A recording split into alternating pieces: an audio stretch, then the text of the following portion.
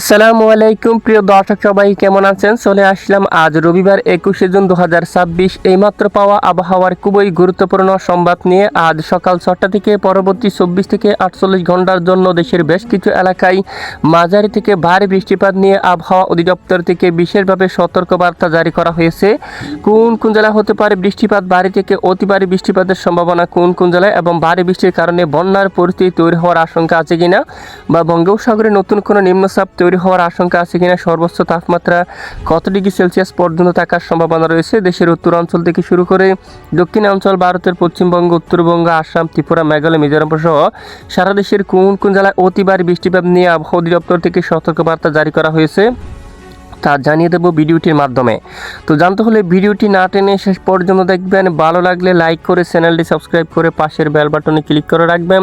আর ভিডিওটি কোন জেলা থেকে লাইভ দেখছেন অবশ্যই কমেন্ট করে জানিয়ে দিবেন।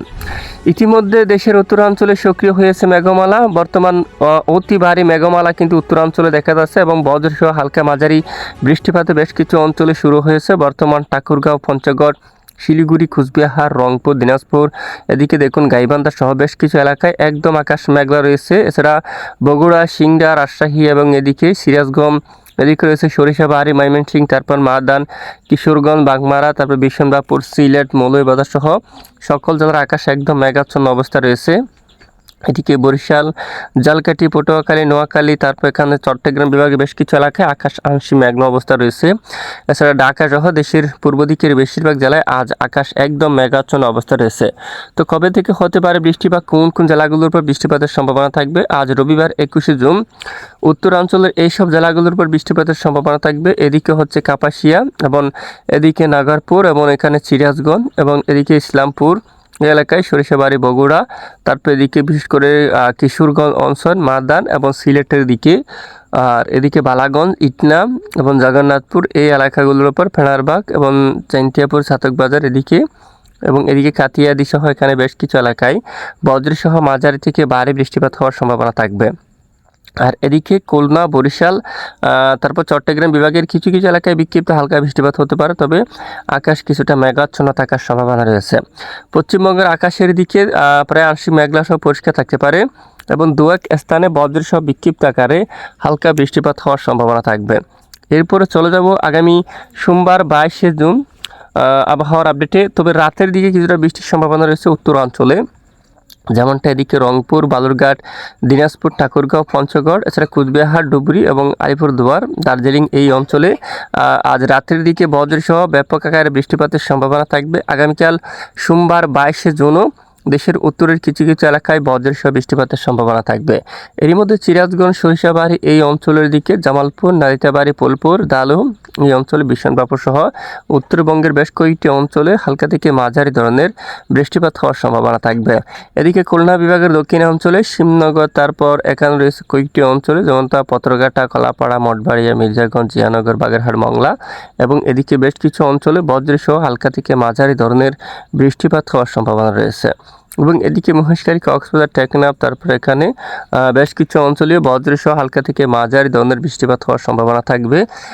তারপর এখানে বিশেষ করে দেশের দক্ষিণ অঞ্চলের দিকেও কালাপাড়া, তারপর সন্দ্বীপ, হাতিয়া, চট্টগ্রাম, এবং এখানে বেশ কিছু এলাকায় নাইক্ষ্যংছড়ি, টেকনাফ, কক্সবাজার, রোকিয়া, সেনমাটি এই অঞ্চলে মাঝারি থেকে ভারী বৃষ্টিপাত হওয়ার সম্ভাবনা দেখা যাচ্ছে। দেখুন এখানে আগামী 23-24 তারিখ নাগাদ মাঝারি থেকে কিছুটা ভারী বৃষ্টিপাতের সম্ভাবনা দেখা যাচ্ছে একেবারে দক্ষিণ উপকূলীয় অঞ্চলে, এবং সক্রিয় মৌসুমী বায়ুর প্রভাবে উত্তাল হতে পারে বঙ্গোপসাগর উপকূলবর্তী জেলাগুলোর পর ঘন্টায় 40 কিলোমিটার পর্যন্ত দমকা বা ঝড়া হাওয়া বয়ে যাওয়ার সম্ভাবনা থাকবে। এদিকে কলাপাড়া, মঠবাড়িয়া, লালমোহন এখানে বেশ কিছু এলাকায়ও বজ্রসহ মাঝারি থেকে ভারী বৃষ্টিপাত হওয়ার সম্ভাবনা দেখা যাচ্ছে।